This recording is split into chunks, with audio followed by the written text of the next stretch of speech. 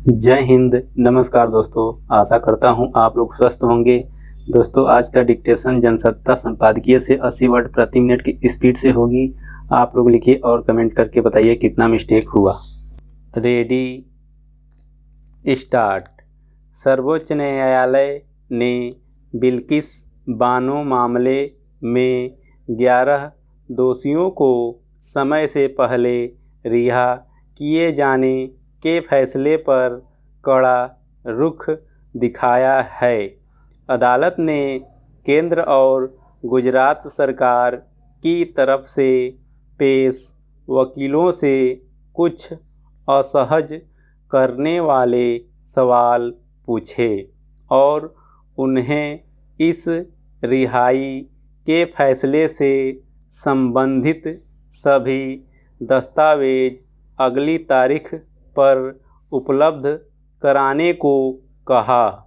इससे स्वाभाविक ही इस मामले में कोई नया मोड़ आने की संभावना देखी जा रही है। गुजरात दंगों के दौरान बिल्किस बानो के साथ सामूहिक बलात्कार और उसकी आंखों के सामने ही उसकी 3 साल की बच्ची समेत परिवार के 7 लोगों की हत्या कर दी गई थी। इसमें मुकदमा चला और 11 लोगों को दोषी करार देते हुए आजीवन कारावास की सज़ा सुनाई गई थी, मगर इन सभी दोषियों को केंद्र सरकार की मंजूरी से गुजरात सरकार ने पिछले साल 15 अगस्त को समय से पहले ही सज़ा माफ़ी दे दी थी। इसमें तर्क दिया गया कि चूँकि जेल में दोषियों का आचरण अच्छा था, इसलिए नियम के मुताबिक उन्हें समय से पहले रिहा कर दिया गया। मगर गुजरात सरकार के इस फैसले को लेकर चौतरफा सवाल उठने शुरू हो गए। बिल्किस बानो ने इसे सर्वोच्च न्यायालय में चुनौती दी। उसी को लेकर सर्वोच्च न्यायालय में यह प्रक्रिया शुरू हुई है।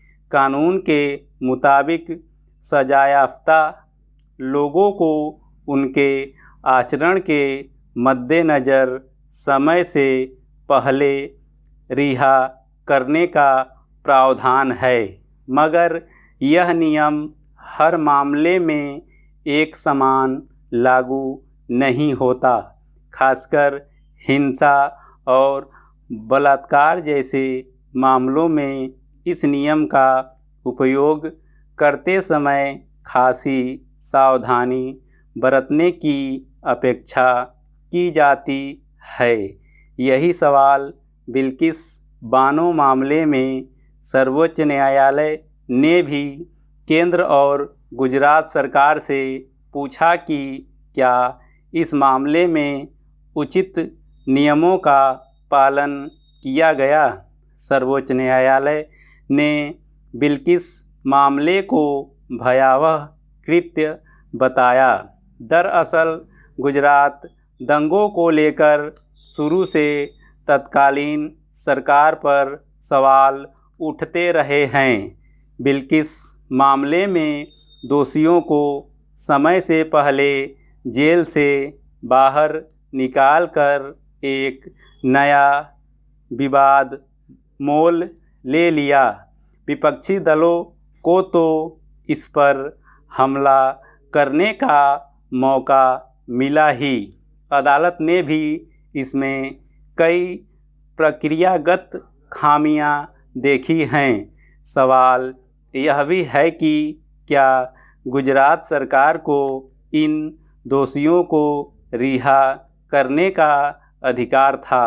फिर यह भी कि किन नियमों के तहत उन्हें रिहा किया गया वादी पक्ष का कहना है कि इससे संबंधित नए और पुराने दोनों नियम सरकार को ऐसा करने की इजाज़त नहीं देते।